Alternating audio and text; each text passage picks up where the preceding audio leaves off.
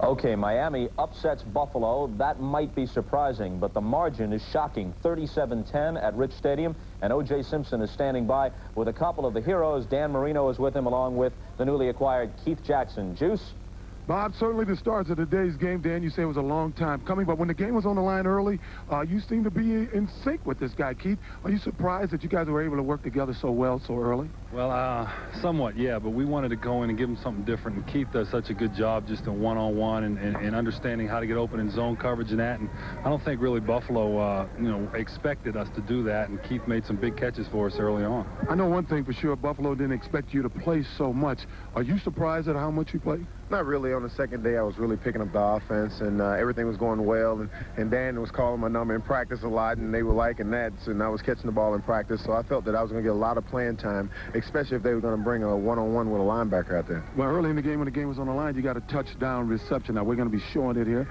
We can't see it out here, but tell us about the touchdown. Starting with you, Dan. Well, Keith does a great job of running with the football after he catches it. I was rolling out, and I saw him and Clayton, and I threw it to Keith, and he ran up the sideline and scored. It was just, I got out of the pocket, and he adjusted to me going that way, which was a great play. It appeared to be a busted play, Keith. It appears as if you were trying to throw the ball at Clayton. He fired the ball in there, and I'm looking up there, and I'm just watching him. I'm looking at him in the eye.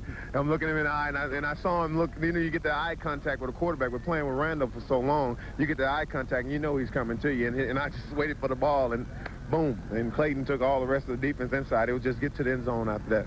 Well, you seem like you had a good time today. You mentioned Randall Cunningham. Can you compare the two, playing with Randall and playing with Dan Marino?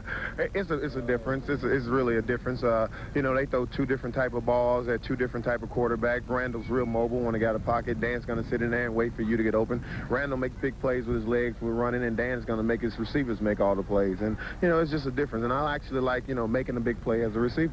Well, we're looking forward to seeing both of you guys make big plays throughout this season. The only undefeated team in the AFC, Bob. Should be exciting this year in Miami. All right, Juice, thanks a lot. So Miami, which didn't play week 1 because their game with New England was postponed in the aftermath of Hurricane Andrew, is now 4-0. Buffalo falls to 4-1. The Bills had won 17 consecutive games at home against AFC East opponents. They hadn't lost to Miami at Rich Stadium since '86. They'd won 10 of 11 overall, 10 of their last 11, against Don Shula. No overestimating the importance of this victory and the way it was accomplished for Miami.